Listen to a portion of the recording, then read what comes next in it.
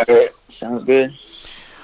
We are back here on our big broadcast, coast to coast, border to border on TuneIn, iTunes, Radio Loyalty, Stitcher, and the Jiggy Jaguar app available in the App Store, jiggyjaguar.us. You can stream the show live, 24/7 replay, exclusive news and programming information. And we have the fabulous Nico Hernandez joining us today here on our big broadcast. And we also have the amazing Jay Izzo joining us today as well. And Jay, how are you, sir? I am well. How am I coming through? Okay. I've got a little bit of technical issues, so I just want to make sure that I recovered that. You sound excellent. Nico, ¿cómo está? Hey, how you doing? I'm doing good. Good. Nico, my name's Jay. Sometimes in Spanish they call me Julio. I don't care what you call me. It doesn't matter. I am honored to be talking with you today. You are an Olympian, my friend, and bronze medalist. And for our listeners who just really don't know much about you, because we're all across this great country, you're nationwide right now, and 50 stations across this wide United States, and also on iHeartRadio, which is available internationally. So I know that there are a lot of people listening like I do when it comes to the Olympics, which are coming upon us. The Winter Olympics are, but you were in our last Olympics in Rio de Janeiro. And I just want to say thank you for giving your time and your amazing effort to our country and representing us so well. I am honored to be speaking with you, and what a great, great journey your life has taken. And so I just want to say thank you, first of all, before we get this started. Yeah, no problem. Thank you for the support. Nico, I know that a lot of our listeners don't know your story, and we'll get into that, but I know that they also want to know, as an Olympian, before we get into your current fight that's coming up, they want to know what's that experience like, because you tried, right? This wasn't the first time you tried to get into the Olympics, and you finally made it, right? You tried to do it before, isn't that correct? It was my first year. Okay. Trying to make it into Olympics, but I didn't make it the first qualifier. But after that, they had another one, and I ended up making that one. That's also. And would you kind of share with the listeners what's that experience like? I mean, when you're an Olympian, what's that experience like? Boxing for your country, and the whole experience of that surrounds, trying to get everything ready to go into the Olympics. What's that like as an Olympian? It's a great experience. Something I'll never forget. Being around just all the top athletes in the world, and then knowing that you're there with all them, so that knowing that you're one of the best also in the world, and it's just a great feeling. Because I worked all my life. I started boxing at 9 years old. I'm 22 years old now, and when in 2012 when I won the Junior Olympic Nationals, and I wrote a status on Facebook in 2012, and it said that I will be in the 2016 Olympics. And while I was in Rio de Janeiro, that status from Facebook popped up and said from 4 years ago, and then it just popped up and just made me think about all the the sacrifice I had to make and all the hard work that I put into that, and it all paid off. That's awesome. And again, I am so honored and so proud to be talking with you here on iHeartRadio and the Jiggy Jaguar experience. And what an awesome thing, man! I'm gonna tell you, I watched every match that you fought. I'm not gonna lie to you, man. And you were the underdog in every single match, and you kind of got started a little slow. I'm just going to be honest with you, Nico. You got started a little slow, but then in the last two rounds, though, man, you just took over, and you literally wore those guys out. And I am telling you, in that bronze medal round, had he not cheap shotted you with his head and gave you that cut, you win that fight, man. I'm just telling you right now, you win that fight. I'm just telling you, he knows he was going to get his tail beat. I'm just telling you right now, man, because I was watching that fight. I was watching that fight, and he knows that you were the best fighter out there. I'm telling you, and I believe to this day that you're still the gold medal guy. So, had it not been for the headbutt. So, well done, young man. Well done. And by the way, for our listeners, right? Let's see. Last thing I checked, and I don't know, may not be accurate, so correct me if I'm wrong here. But is it true that your entire career that you've been boxing, you are 90-4? Yeah, in the USA, I've only lost 4 fights, and then but in my record to end it with all the international and stuff, I ended up being I had 130 fights and I had 12 losses, but only 4 in the United States. Hey, James, Jiggy Jaguar, yes. What's your record? That's not that good.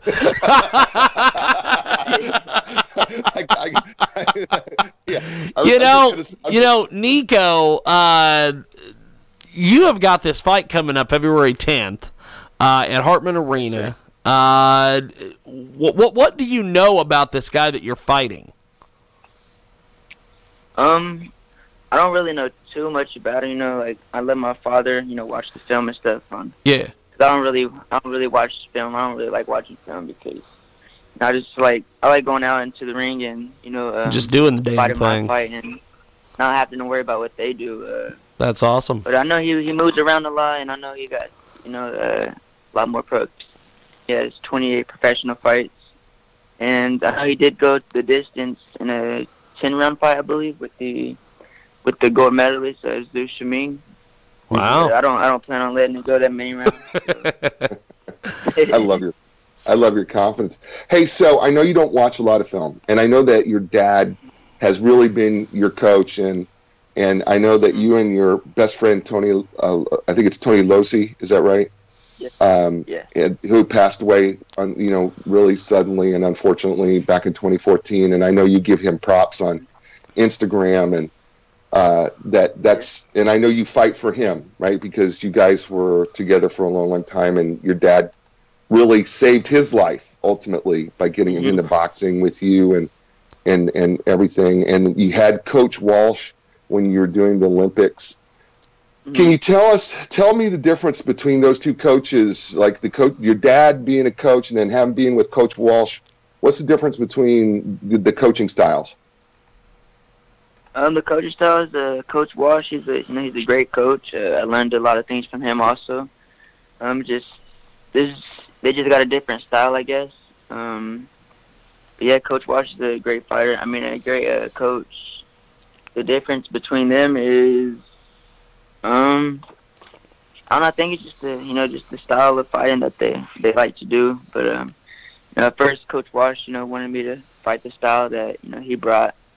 But, we had a talk with him and stuff, and I told him that we fight a little bit different in the United States. So he mixed it up, and, he listened to us, and then, he just mixed it all together. We listened to him and did some of the stuff that he did, and also some of the stuff that we like to do also, the ways we fight. So we just kind of mixed that all together, and, it ended up working out pretty good. So, Nico, this opponent that you're about to face here, I know that you don't watch the film on him, but I know that Dad is in your ear saying, hey, you got to look out for this, look out for that. Is there something that you can give away that that you could kind of expect from him? Yeah, I know he definitely moves around a lot, like a real lot. So, I just got to, use my angles and cut off the ring. And I believe he thinks that, my footwork is not as fast as his, but I believe mine's, even better than his. He just moves a lot. But also my father told me to, he tries to move a lot and he tries to hook out. He tries to throw some long hooks a lot. So, that's really what I got to look out for. So is he a big swinger? Is he more of a one punch guy or is he a combination guy? What are you expecting? Yeah, I believe he's more of a, one-punch guy. He tries to hit you, and then he tries to hit you real fast and move. And I know he got 12, I believe 12 knockouts. But Ooh. no, my last fight I fought at I believe 126 it was.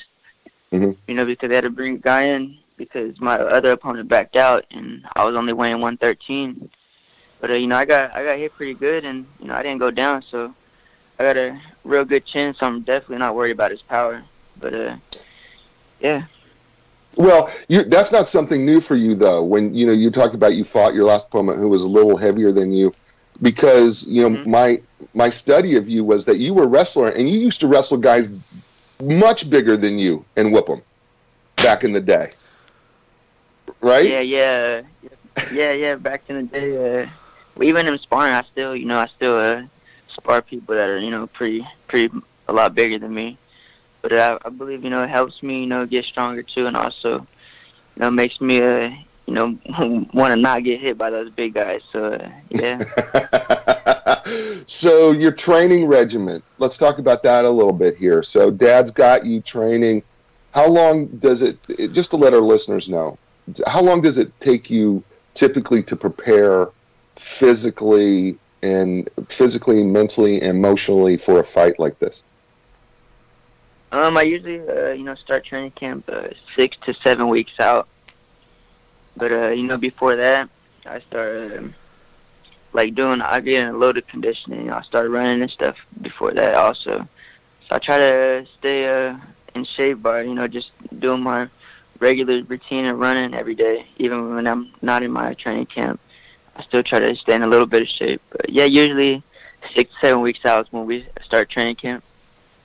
And tell the folks, how far do you run on a typical day? What's your running schedule like?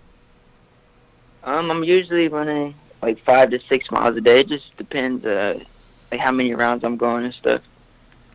So how do you determine that? So how do you determine your running schedule based on rounds? Is there a ratio, or how does that work? I really don't know. I just listen whatever my father tells me that morning. That's what I do. I gotta listen to him because he's got me this far. So I believe he knows what he's doing.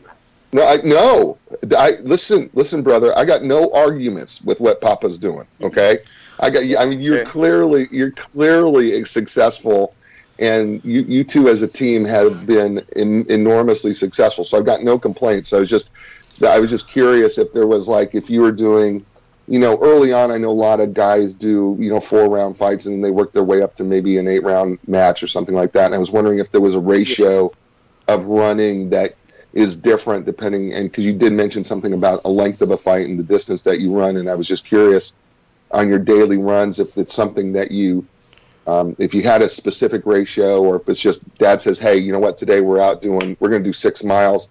And now do you have to do that in a time?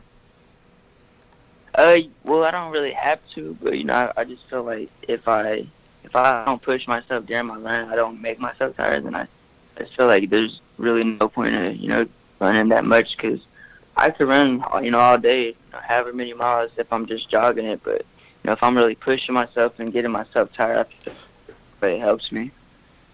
So what's your best time? Do you have mile times and things like that you do for PRs, personal PRs? I haven't really, timed myself since I used to run cross country in high school, and I was I believe we did a 5K, and for that my time was 16. Wow. I think 30, something like that. Wow. Oh, wow. James, when's the last time you ran a 5K? I'll tell you, Nico, you are in hell of a shape, my friend. That is something else. We've got Nico Hernandez with us today. He's going to be part of KO Night Boxing in Wichita, Kansas, coming up this Saturday, February 10th. Tickets are still available. It's going to be a hell of a show. It's at the Hartman Arena in Park City, Kansas. And Nico is fighting for the IBA America's Flyweight Championship. And it's a heck of a deal. Nico, with this fight, once this is over, how quick do you want to jump back in there? I'm not really sure. I'll probably just, take take like a week off and then start doing a little bit of training again. And I just talk to my father about it and see what's next after that. That's cool. So Nico, why help people understand why you love the sweet science? Why do you love the sport? Well, at first, I love I just love winning, and I love it because it's like I do it myself. I don't got no team that I have to depend on. If I, as hard as I work, that's where the outcome that's gonna come. If I want to be lazy and I don't get in shape, then that's my fault, and I can't blame it on nobody else. Like, I used to hate when I was, playing soccer or basketball, and, sometimes I would blame it on my team, and that's one thing about boxing, it's just all me, and I can't blame on nobody but myself. So, Nico, what makes Nico Hernandez, what makes him a special boxer? I believe my asset in the ring is I know how to adapt. Like I can lose the first round or the second round, but I'm really good at adapting to people's styles, and I usually always come back and try to take the victory. And where does that tenacity, where even though you're losing, where do you think you get that from? Mm-hmm. To continue on, even though you may be losing the first couple rounds, what makes you? What's that? What's inside? What do you think is inside you that says, I can come back? What is it? I hate to lose. I don't care what it is. We can be playing a video game or something. I just hate to lose. But that, and then also the struggle. When I was little, my parents not being able to pay bills. We used to. Sometimes we have to, warm up water on the stove and put it in the bathtub and, take baths like that. And, my family, I would, I do got a child on the way. So I want better for my future family and, for my parents also. That is an amazingly awesome and mature answer for a young man your age. And I hope people are listening to you because I know that your circumstances were not the greatest circumstances, and here you are, gone from a 9-year-old in working your way up the ranks, become an Olympic medalist, and now you're fighting for a championship. What an amazing story! If somebody has not contacted you to write the story and make it a movie, they need to be calling you immediately because. You're a movie story, brother. I'm just telling you, you're a movie story. So this fight coming up here, mentally, what's your mental approach? What's your mental emotional approach as you get ready here in the next 2 days to get ready for this fight? I'm just just focused. When I get in the ring, I kind of look at it like. Like they're trying to, take away from my family. I don't want this to happen. So I go in there and put my all into it, do the best that I can do. And try to get the victory. Yeah, and how does it when you face an opponent like this? How do you look at that opponent? What's going through your mind when you're facing that opponent?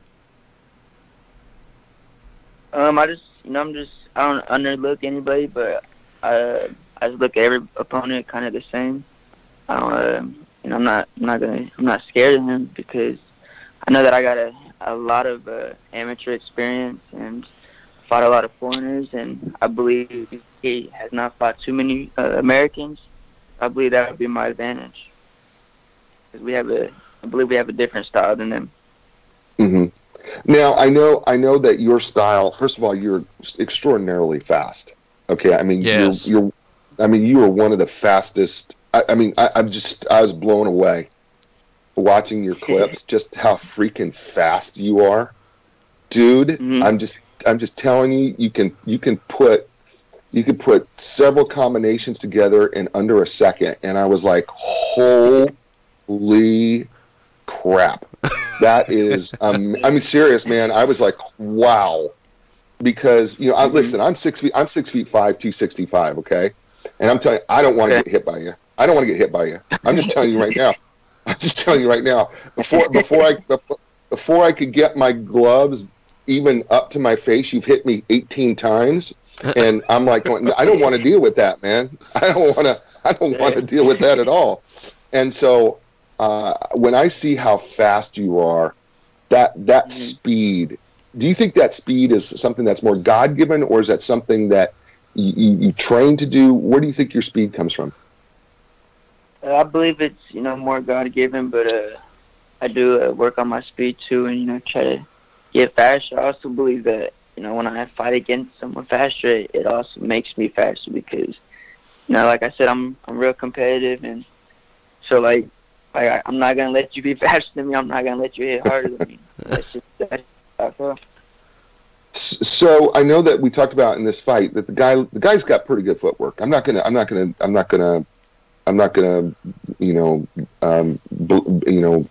try to sugarcoat it. The guy's got pretty good footwork. I'm not gonna deny it. For sure. The guy's got pretty good footwork. He likes to dance around the ring a lot, and he likes to pick his punches, and he likes to and he likes to throw that overhand a little bit and come at you with some of those sweeping hooks. And so and I know that you talked already about cutting off the ring, and I know that you got to do that, but I know that also takes energy when you're cutting off the ring. How do you keep your energy levels right so that you still got power? And because legs are everything in your sport, right? Yes, so legs are everything. So how do you manage your physical nature? Because you don't want to be chasing the guy, because that's just going to wear you down too much. So, I mean, how do you manage that physically in a bite like this? I know he's planning on me chasing him. I don't plan on chasing him at all.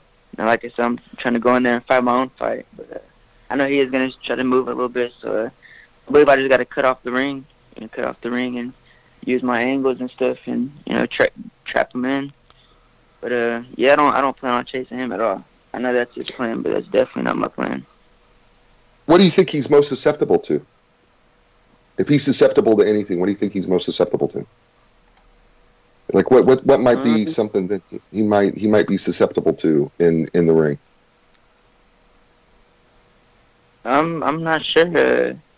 I believe that he did not like body shots though, because my father told me that he had seen him get dropped with a body shot. So I plan on breaking him down to the body. That way he can't move, and then finish him off in the later rounds. Yeah, right. So for people who don't understand boxing, what they don't understand is when you take the body out, you're actually taking away their legs. Yep. And it makes it harder and harder. And I'm just doing this for the sake of our listeners who don't follow the sport. But when you hit the body, you're taking away the legs. It slows down the legs. When you slow down the legs, you keep a boxer who likes to run around the ring and do a lot of dancing. You start to slow that down.